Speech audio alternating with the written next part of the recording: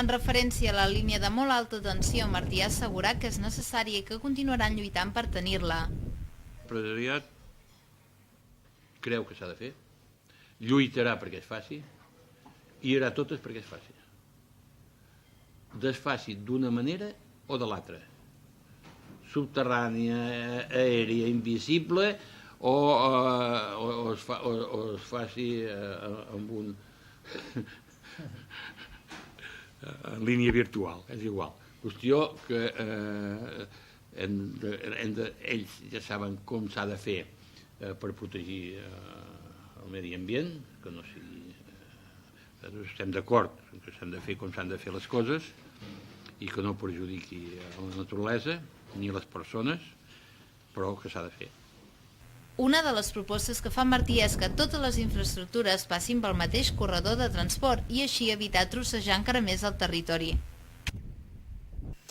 I mentre l'empresariat hi està a favor, d'altres hi estan en contra. Ahir al migdia, més de 100 torres d'alta tensió elaborades amb canyes i ferros van inundar la Devesa i la Gran Via Jaume I de Girona en un acte de rebuig pacífic a la línia de 400 kV entre Sentmenat i Baixàs.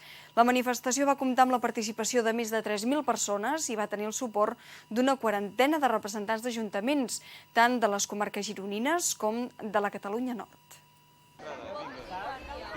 La manifestació en tot moment pacífica va sortir de la Devesa. Els alcaldes catalans i francesos van encapçalar la mobilització amb pancartes de rebuig al projecte.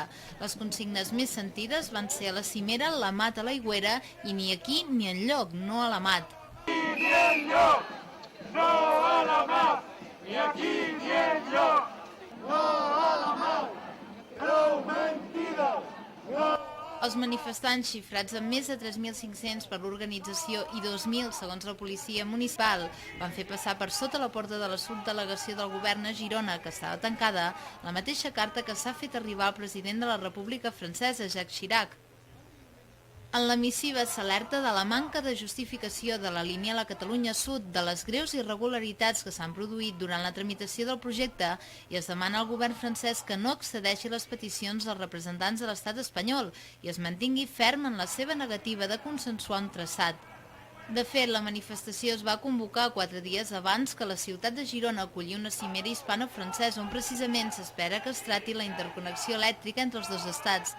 Independentment de la decisió que es prengui, la plataforma No a la Mat no aturarà les mobilitzacions en contra de la línia. Si aquesta cimera que es celebrarà dijous tinguessin la mala idea, que no creiem que sigui així, però tinguessin la mala idea de desencallar la interconnexió, sàpiguen que no ens plegarem de braços, que la nostra oposició serà igual de ferma i serà més contundent i que ens hi posarem fins al final.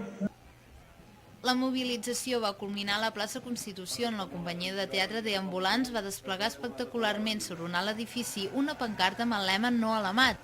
L'antropòleg de la Universitat Rovira i Virgili, Eudald Carbonell, va llegir a continuació un manifest dirigit als governants dels estats francès i espanyol, que dijous es trobaran en la cimera, anunciant que si no aturen el projecte, els catalans del nord i del sud, alcaldes i ciutadans impediran en tota la força necessària l'execució de la Mat.